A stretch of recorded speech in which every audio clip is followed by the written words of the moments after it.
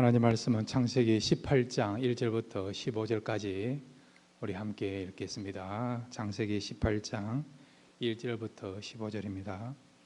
여호와께서 마므르의 상수리 나무들이 있는 곳에서 아브라함에게 나타나시니라. 날이 뜨거울 때에 그가 장막문에 앉아 있다가 눈을 들어 본즉 사람 셋이 맞은편에 서 있는지라. 그가 그들을 보자 곧 장막문에서 달려나가 영접하며 몸을 땅에 굽혀 이르되 내 주여 내가 주께 은혜를 입었사오면 원하건대 종을 떠나 지나가지 마시옵고 물을 조금 가져오게 하사 당신들의 발을 씻으시고 나무 아래에서 씻소서.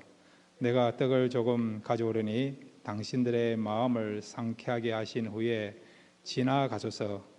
당신들이 종에게 오셨음이니이다. 그들이 이르되 내 말대로 그리하라.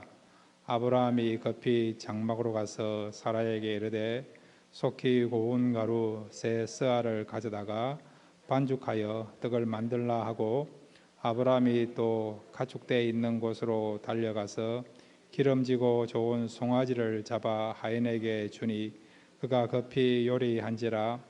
아브라함이 엉긴 젖과 우유와 하인이 요리한 송아지를 가져다가 그들 앞에 차려놓고 나무 아래에 모셨음에 그들이 먹으니라.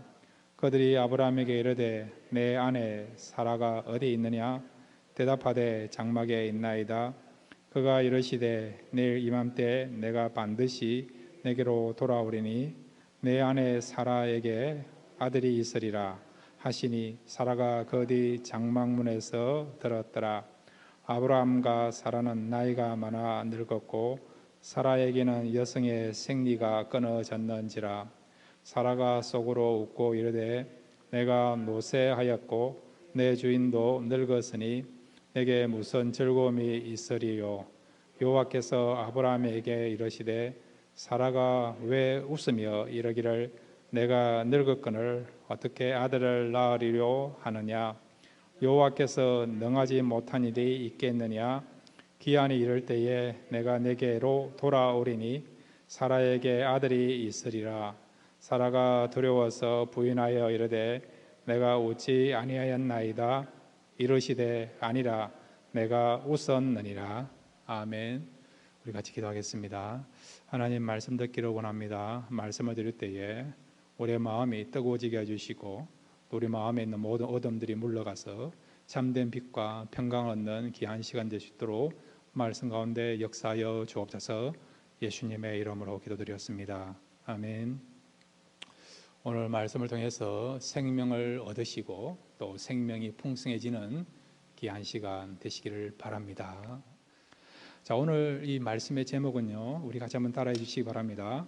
아브라함의 집을 찾아오신 하나님. 예, 오늘 본문에 보면 하나님이요 사람의 모양으로서 두 천사를 데리고 아브라함의 집을 방문합니다. 아브라함이 누굽니까? 믿음의 조상이잖아요. 믿음의 선조 아닙니까?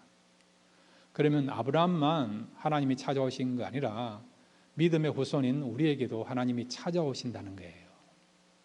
여러분, 하나님이 여러분의 심령 속에, 여러분의 가정 속에, 또 여러분의 직장 속에, 사업장 속에 찾아오실 때에 그 하나님을 만남으로 새로운 변화와 새로운 축복 누릴 수 있는 저와 여러분 되시기를 바랍니다.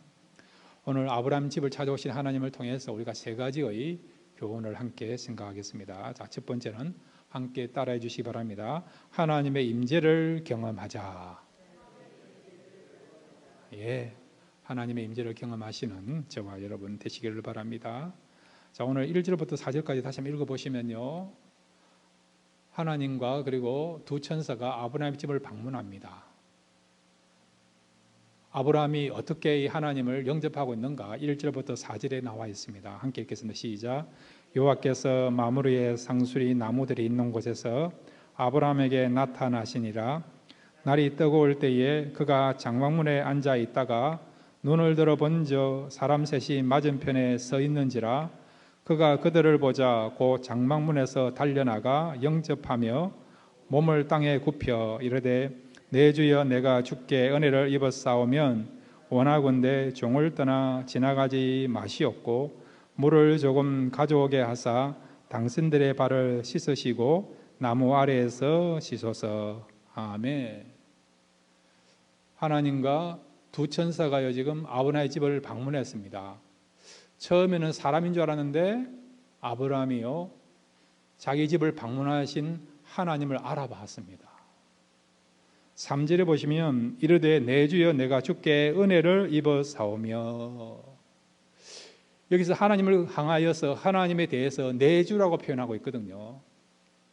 히브리에 보면 하나님에 대한 그런 명칭 용어가 많이 있는데 여기 사용되는 내 주라는 말은 아도나이라는 단어입니다. 아도나이.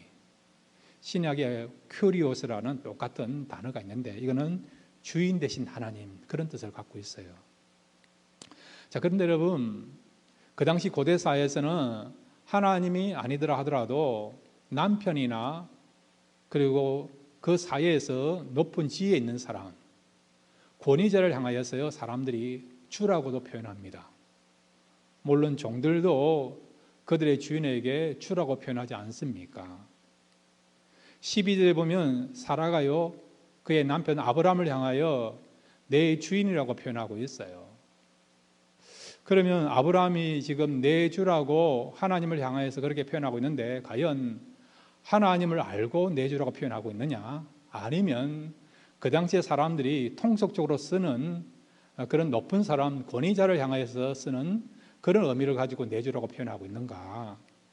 이 부분에 대해서 우리가 한번 생각해 봐야 되는데, 자, 사라가 쓴 내 주란 말이나 그 다음에 종들이 주인을 향하여서 사용하는 내 주나, 그 다음에 여러분 19장에 가면 두 천사가 소동성을 방문하지 않습니까? 롯이요 두 천사를 맞이하면서 천사를 향하여 뭐라고 또 표현하느냐?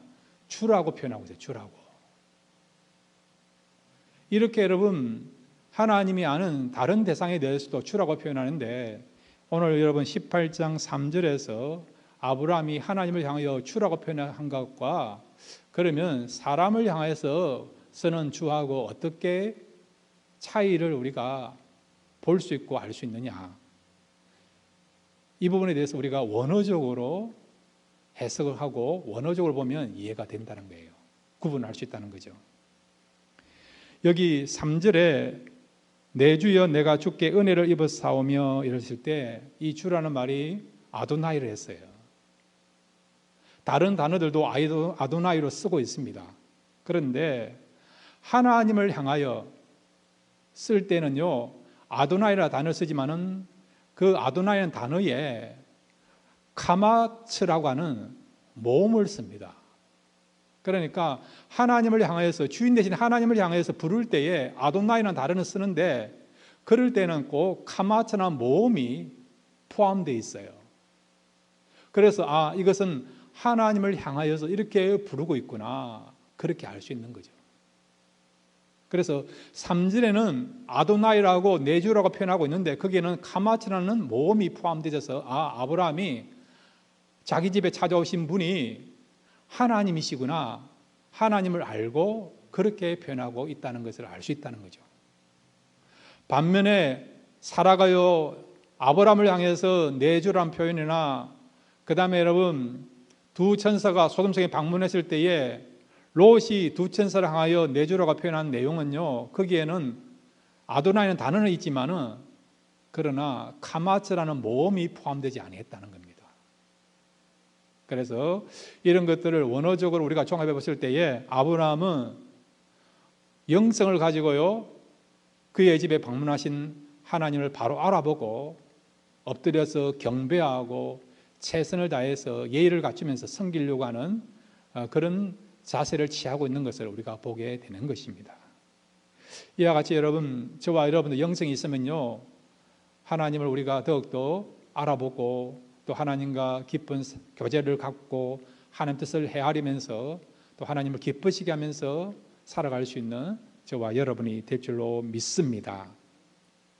자, 그런데 여러분, 우리가 하나님의 임재를 경험하면 우리의 모습이 어떻게 바뀌는가?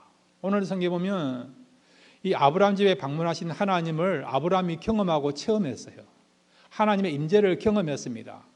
그랬더니 아브라함이 어떤 반응을 보이고 어떤 자세를 취하고 있는가, 또 그에게 하나님의 임재를 경험했을 때에 어떤 변화가 일어나고 있는가. 자, 18장 27절을 같이 읽겠습니다. 18장 27절입니다. 함께 읽겠습니다. 시작. 아브라함이 대답하여 이르되 나는 티끌이나 재와 같사오니 감히 주께 아뢰 나이다. 아멘. 아브라함이 지금 하나님을 경험하고요, 하나님 앞에서 자신을 뭐라고 지금 소개하고 있습니까? 나는 티끌이나 재와 같사오니 이런 내가 감히 주께 아뢰나이다. 자기를 뭐라고 소개하고 있다고요? 티끌이나 재와 같다. 정말 미약한 존재라는 거죠. 먼지와 같은, 점과 같은, 마치 미생물과 같은 그렇게 연약한 존재라고 지금 표현하고 있지 않습니까? 하나님의 영광의 광채를 경험하면요, 그 광채 앞에 우리의 죄와 우리의 연약함, 우리의 부족함이 드러나니까 우리가 부끄러웠어요. 항송해서 고개를 들 수 없어서 하나님 앞에 나는 죄인입니다. 나는 정말 연약한 존재입니다.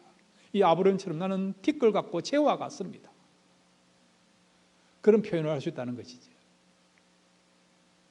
하나님의 임재를 경험하고 우리 예수님 속에서 하나님의 신성을 경험한 사람들의 표현들이 아브라함이 지금 표현한 것처럼 똑같은 표현을 하고 있는 것을 우리가 여러 군데서 찾아볼 수 있어요. 누가복음 5장 8절, 베드로가요 예수님을 만나고 예수님 속에서 거룩하신 하나님의 그 광채를 경험하고 난 뒤에 표현한 내용이 있습니다. 누가복음 5장 8절입니다. 함께 읽겠습니다. 시작. 시몬 베드로가 이를 보고 예수의 무릎 아래에 엎드려 이르되 주여 나를 떠나소서 나는 죄인이로소이다 하니. 아멘. 주님 말씀을 듣고 그물을 깊은 데 던졌더니 고기를 많이 잡은 거예요. 육지에 도착해서 주님을 만났는데 주님 속에서 하나님의 영광의 강치를 경험하게 된 것이죠.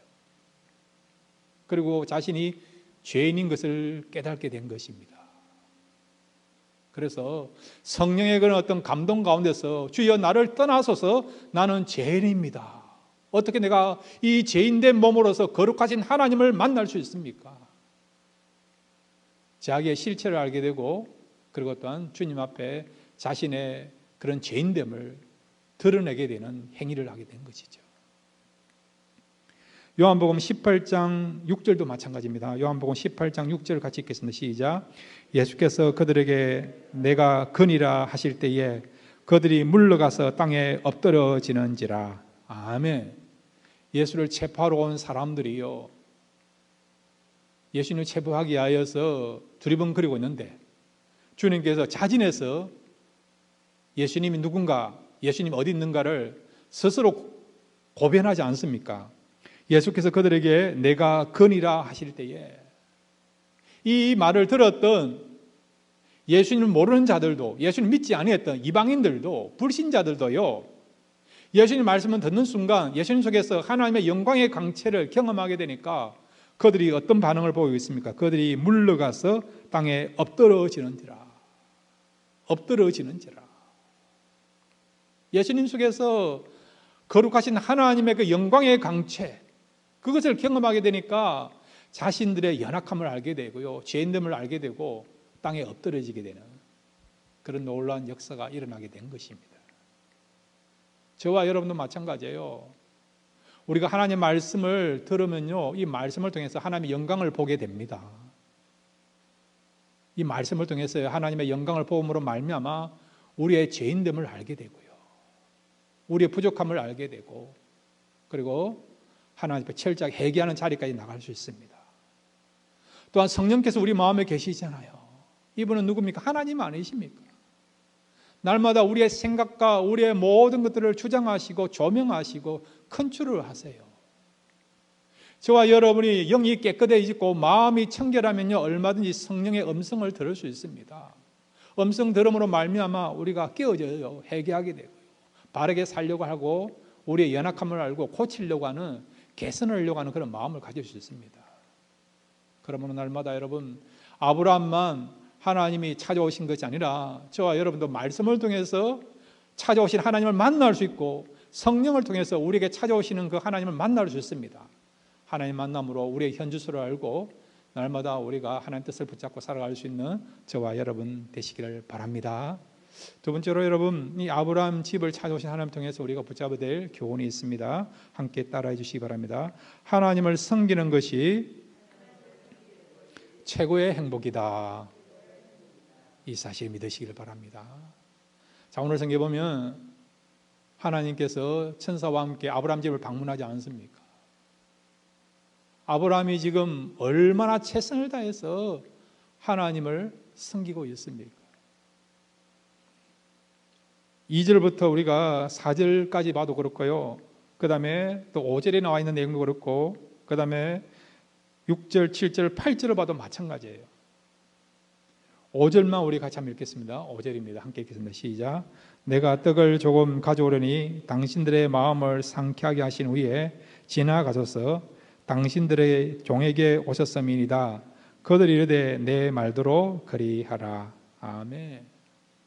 앞에 보시면요, 하나님이 이 아브라함 집에 오신 것을 알고 아브라함이 엎드리고요, 발을 씻어드리려고 하고 있고요, 그 다음에 어떻게 합니까?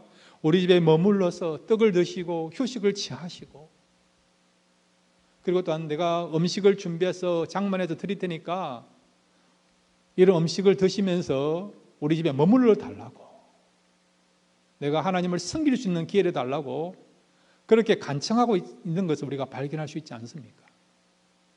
자, 여러분, 하나님은 지금요 나그네로 오신 거예요. 나그네, 방문객입니다. 그러면 나그네가 오히려 주인에게 간청해야죠. 하룻밤만 신세지게 해달라고 간청해야 되는 거 아닙니까? 그런데 오히려요 상황이 역전되어서 아브라함이 간청하지 않습니까? 하나님이 오셨다 그냥 떠날까 봐.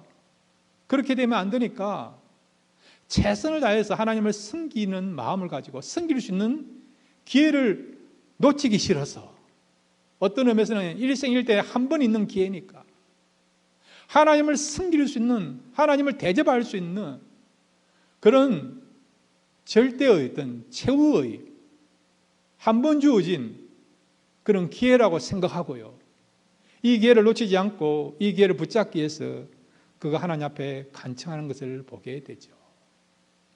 그래서 어떻게 합니까? 아내로 하여금 떡을 준비하라고 명령하고, 직접 기름지고 좋은 송아지를 선택해가지고 종에게 요리하라고 또 요구하고, 그 다음에 풍성한 식단을 준비하는 것을 보게 되죠. 자, 5절부터 우리 8절까지, 자, 이런 내용들을 가지고 다시 한번 읽겠습니다. 5절부터 8절입니다. 같이 읽겠습니다. 시작. 내가 떡을 조금 가져오려니 당신들의 마음을 상쾌하게 하신 후에 지나가소서. 당신들이 종에게 오셨음이니이다. 그들이 이르되 내 말대로 그리하라. 6절입니다. 시작.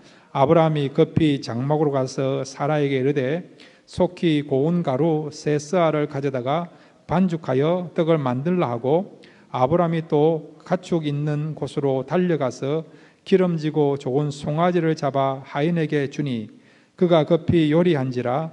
아브라함이 엉긴 젖과 우유와 하인이 요리한 송아지를 가져다가 그들 앞에 차려놓고 나무 아래에 모셨음에 그들이 먹으니라.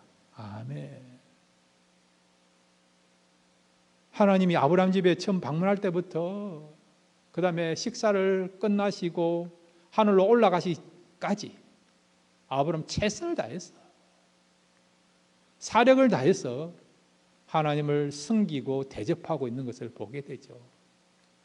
식사하는 중에도요, 같이 식사할 수 있음에도 불구하고 아브라함은 서가지고 마치 웨이터처럼, 봉사자처럼 하나님이 식사를 잘 하실 수 있도록 섬기고 있는 것을 보게 되는 것이죠. 이런 아브라함의 그런 간청에 대해서 5절에 보면 하나님이 허락하신 것을 보게 됩니다. 5절에 다시 한번 보시면 지나가셔서 당신들이 종에게 오셨습니다. 그들이 이르되 내 말대로 그리하라. 이 말은 네 좋을 대로 하라는 거지. 네가 섬길 수 있는, 대접할 수 있는, 봉사하고 헌신할 수 있는 그런 기회를 주시겠다는 거예요. 여러분 한번 잘 생각해 보세요. 하나님은 어떤 분이십니까? 하나님은 영이신 하나님이에요. 하나님께서는요, 우리처럼 이런 양식을 먹어야만이 살 수 있는 그런 분입니까? 생명을 보존할 수 있는 그런 분입니까? 아니지 않습니까? 물을 마셔야만이 갈증을 해결할 수 있는 그런 분입니까? 아니지 않습니까? 그런데도 하나님은 왜 아브라함이 식사를 준비한 것을 드시고 그렇게 하셨는가? 왜 그럴까요, 여러분? 아브라함이 이런 대접을 받았습니다. 그러면 그 대접을 받으면 기분이 좋아지기 때문에, 하나님의 존재감이 올라가기 때문에 허용하셨는가?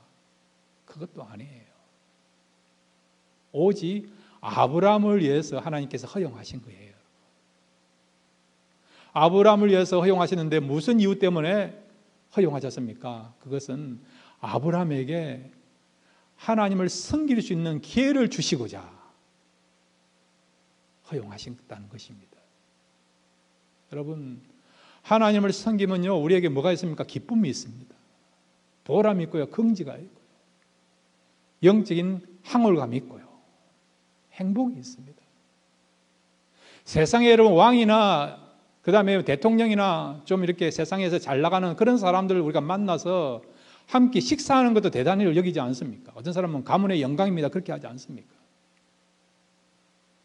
제가 LA에 살 때요, 그 7가구 벌몬트 가면 양지 설렁탕이 있는데 그곳에 한 번씩 가보면요, 그곳에 의자예요, 이 자리는 김영삼 대통령이 앉았던 자리입니다 이래가지고요, 그 집 주인은요, 그것을 가문의 영광을 여기면서 아예 팻말까지 붙여놨더라고요.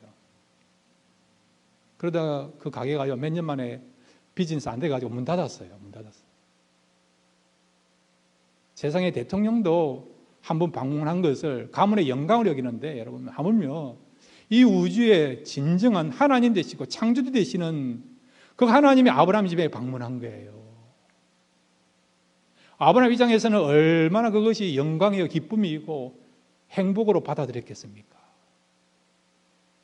그래서 하나님을 섬기면 진정한 기쁨이 있으니까, 행복할 수 있으니까, 즐거움이 있으니까, 그것을 아신 하나님께서 아브라함을 위해서 아브라함이 하나님을 섬길 수 있도록 기회를 주신 것입니다. 여러분, 하나님을 섬기는 것이 우리의 삶에 있어서 인생에서 참된 행복인 것을 믿으시기를 바랍니다. 우리도 여러분 하나님을 섬길 수 있는 기회가 있어요. 어떤 기회가 있습니까? 예배입니다. 예배를 통해서 하나님을 섬길 수 있어요. 우리가 예배를 준비하지 않습니까? 예배를 사모하지 않습니까? 또 예배를 위해서 봉사하지 않습니까? 그러면요, 이렇게 준비하고 봉사하고 헌신하고 그럴 때에 우리의 기쁨이 있습니다. 세상에서 얻을 수 있는 참된 기쁨이 있고 행복이 있고 즐거움이 있어요. 여러분, 우리가 하나님께 예배 드리는데 하나님은요, 우리가 예배 드리지 아니해도 얼마든지 영광을 받을 수 있는 분입니다. 복음서에 보면 주님이 뭐라고 말씀하셨습니까? 너희들이 입을 열어서 소리를 지르지 아니하면 돌들을 통해서도 소리를 지르게 한다는 거예요. 여러분, 하나님을 찬양해야 될 목적을 가진 인간이에요. 하나님을 찬양하지 아니한다면 여러분, 하나님께서는요, 하나님의 영광을 받으시기 위해서 돌들을 통해서도, 미물을 통해서, 자연 만물을 통해서도 영광을 받으실 수 있는 분이라는 것을 말씀하고 있지 않습니까?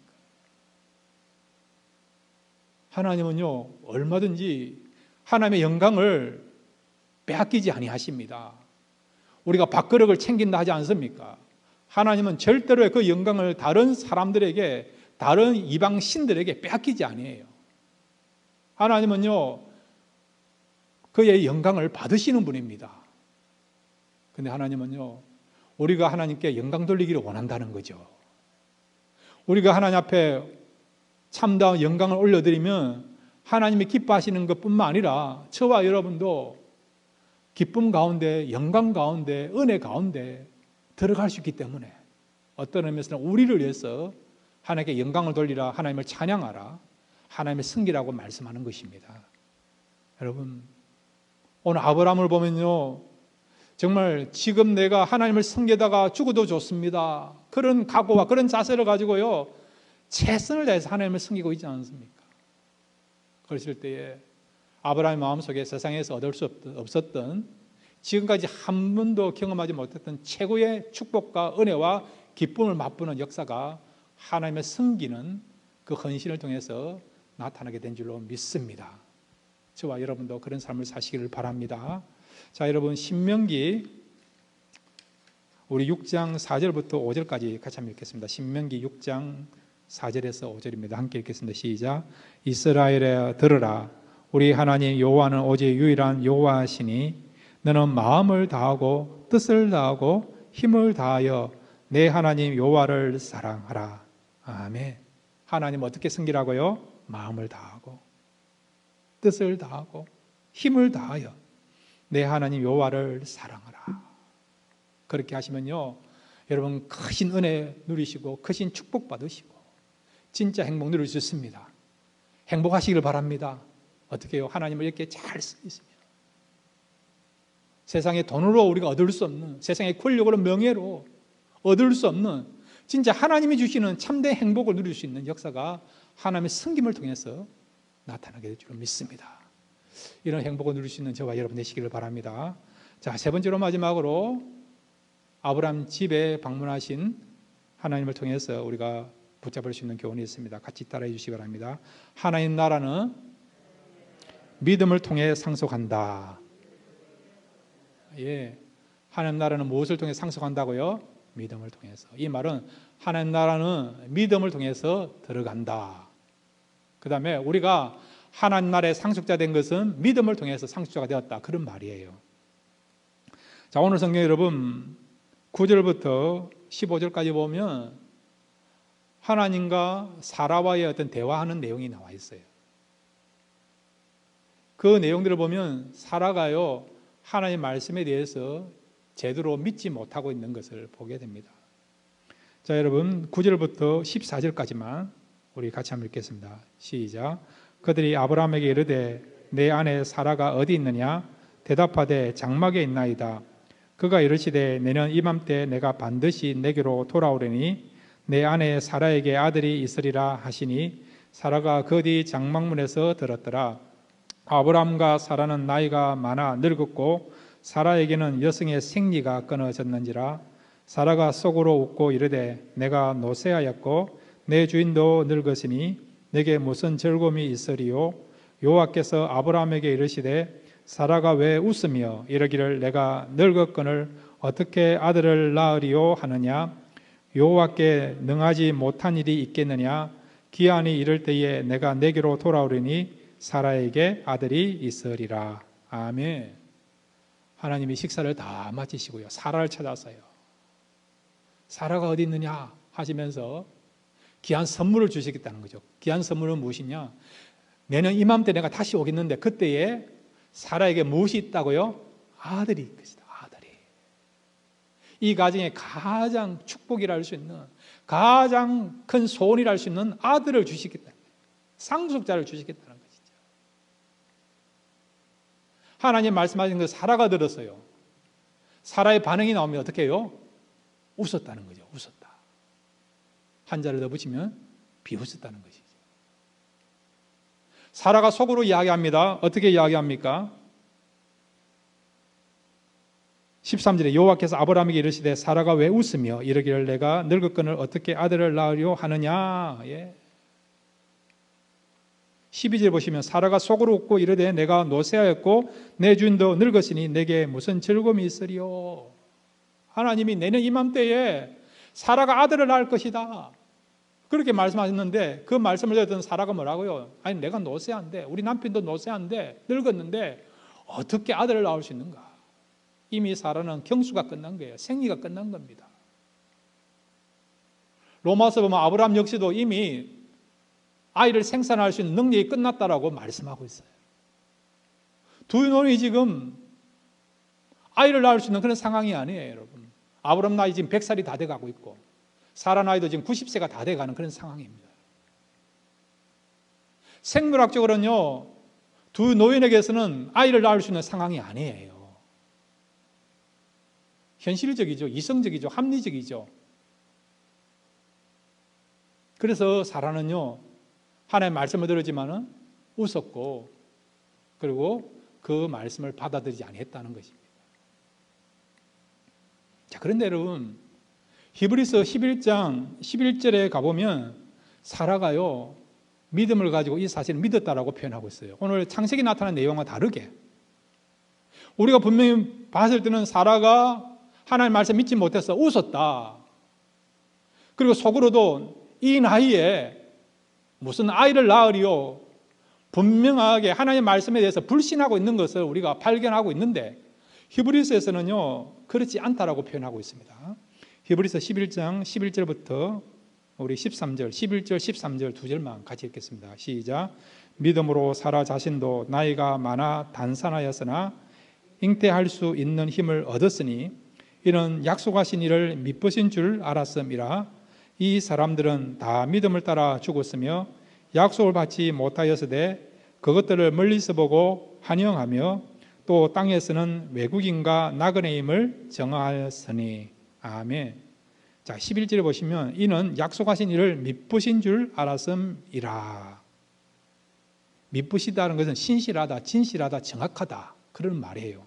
이 말은 하나님의 약속은 반드시 이루어진다, 그 약속은 신실하게 이루어진다, 그것을 알았다는 의미는 믿었다는 거예요. 사라가 믿었다는 것이죠. 그래서 13절에 이 사람들은 다 믿음을 따라 죽었으며, 이 사람들 속에 사라가 포함되어 있습니까? 포함 안 됐습니까? 포함되어 있죠. 사라 역시도 믿음의 사람이었다는 것을 말씀하고 있다는 것입니다. 자, 여러분 보세요. 창세기에서는 하나님 말씀하실 때에 비웃었다 했어요. 웃었다라고 말씀하고 있습니다. 이 나이에 내가 어떻게 아이를 낳으려? 이미 경수가 끝났는데, 나의 남편도 늙어서 이제 아이를 상산할 수 없는데, 이거는 누가 보더라도 이루어질 수 없는 일인데 하나님이 지금 무슨 말씀하시느냐? 하나님이 지금 시근하신 건 아닐까? 얼마든지 그런 의도를 가지고요 믿지 않는 모습으로 비춰주고 있어요. 그런데 히브리서는 그렇지 않았고 하나님의 말씀에 대해서 확신을 갖고 믿고 있다. 사라 역시도 믿음을 가졌다고 표현하고 있다는 겁니다. 그러면 이렇게 말씀이 어떻게 상충되느냐? 신약과 구약이 이렇게 다르냐? 그렇게 생각하시는데 이걸 이렇게 정리하면 됩니다. 처음에 하나님께서 사라에게 아들이 있을 것이다 그렇게 말씀하실 때는 사라가 믿지 못했어요. 하나님의 말씀에 확신이 없었습니다.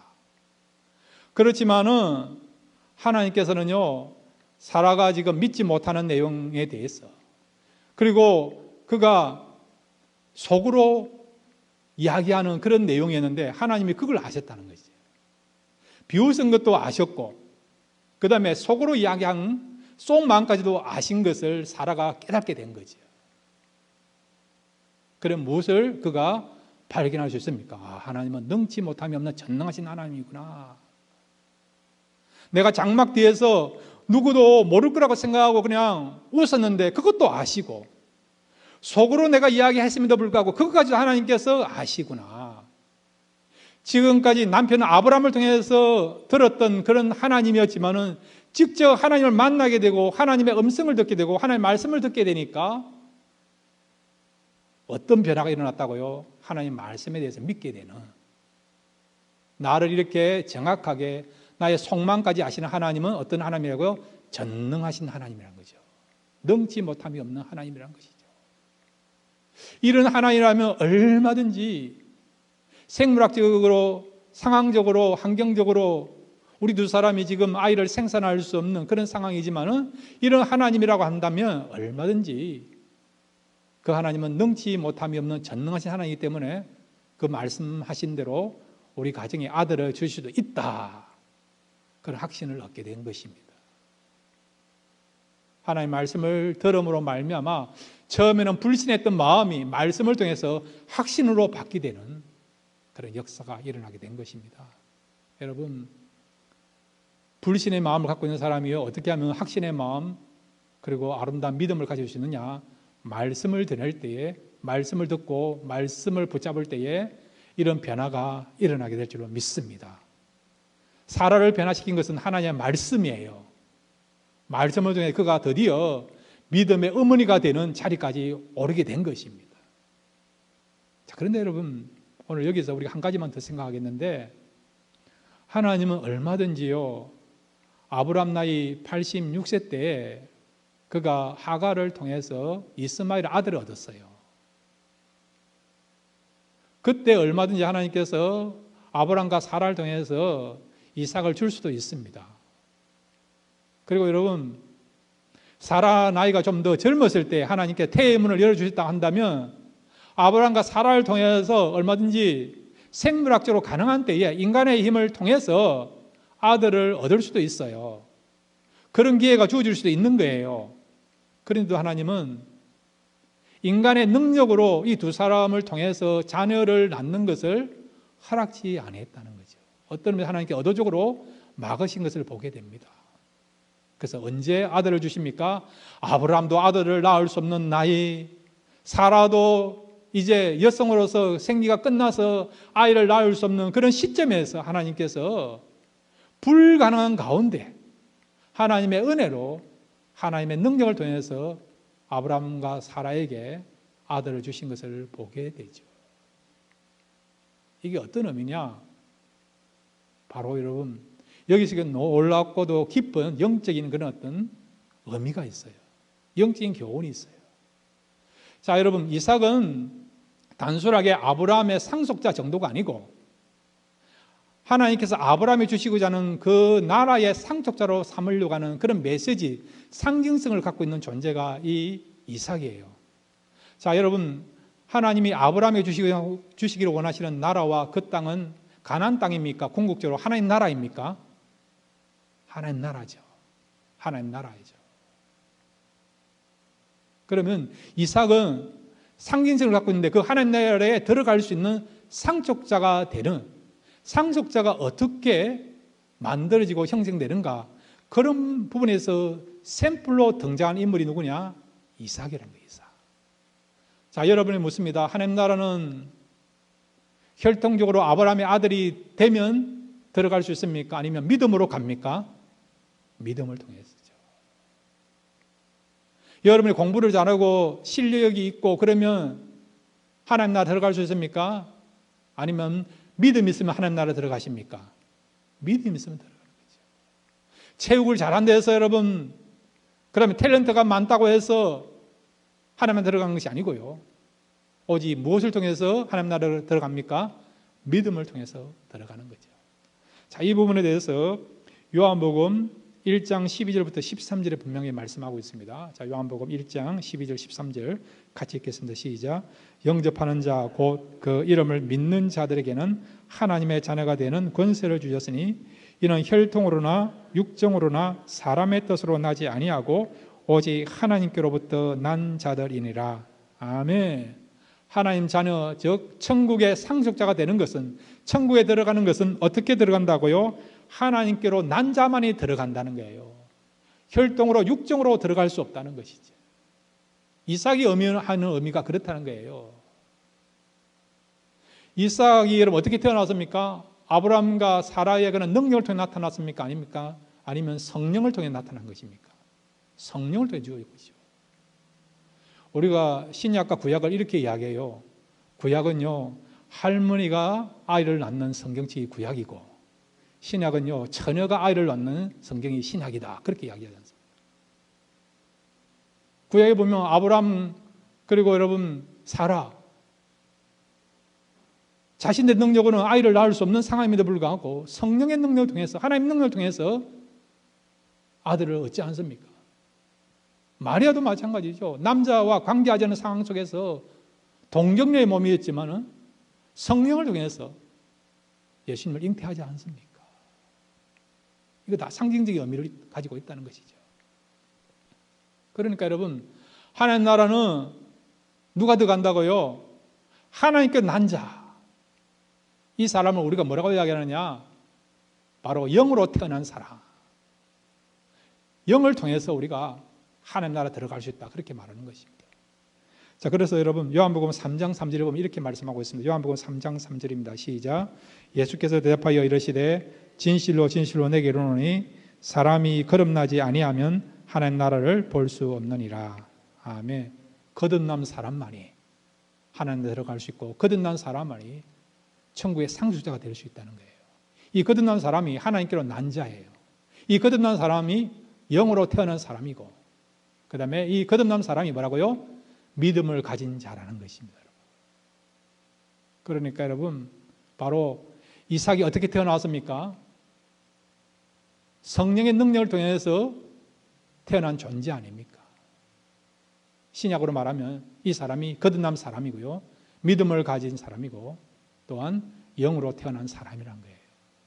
그러니까 이삭이 이렇게 태어난 것이 하나님의 능력을 통해서 태어난 것처럼, 그가 하나님의 능력을 통해서 상속자가 된 것처럼 저와 여러분도 우리의 어떤 행위를 통해서 우리가 구원받고 하나님 나라의 상속자가 된 것이 아니고 오직 믿음을 통해서 하나님 나라의 상속자가 되고 또 하나님의 자녀가 되었다.